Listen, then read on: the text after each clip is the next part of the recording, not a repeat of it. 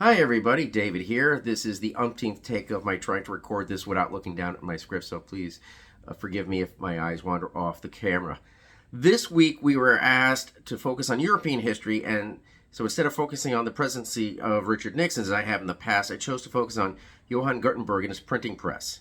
So using the America History and Life database, I only found 4 entries actually on that topic.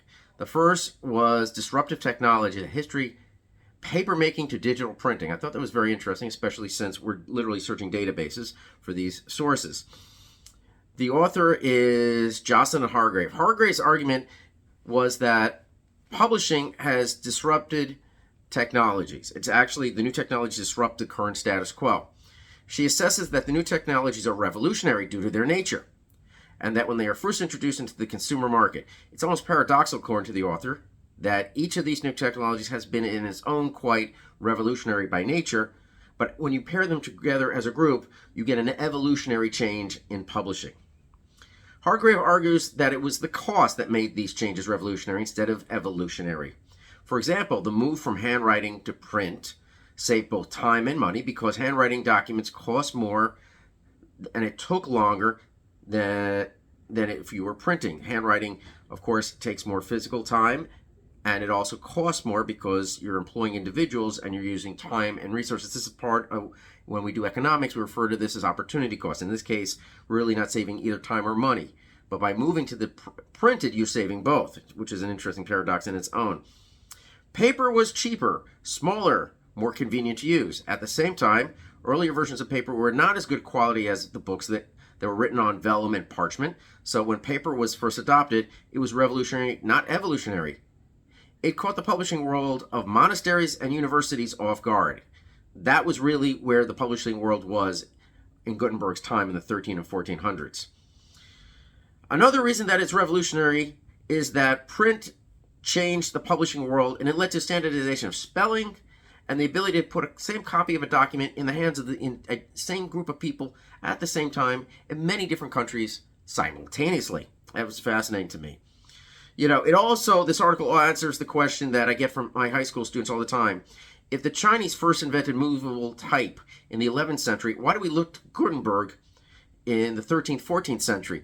Because the Chinese writing in any of the many dialects that Chinese speak, mostly Mandarin or Cantonese, has thousands of characters, where Gutenberg only had to work with 26. It made it a much more easier process when you're actually dealing with typeset individual letters.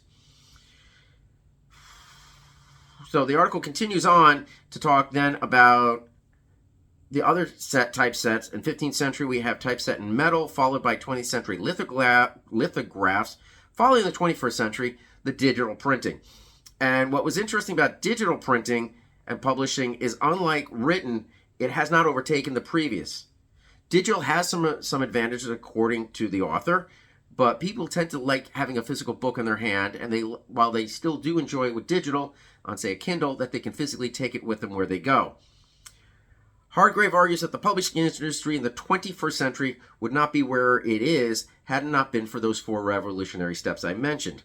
So I got curious. So what does publishing in the 21st century look like?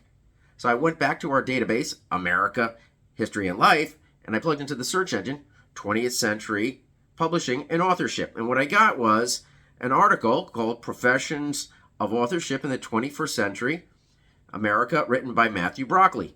Brockley's argument is that changing consumer taste diminished the market for serious literature.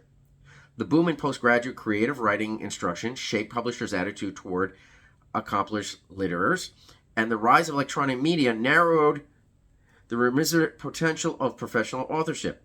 So I really enjoyed Brockley's analysis of what the current market looks like, because it wasn't talking about romance novels. It was really talking about what does the modern market look like for professional scholarship.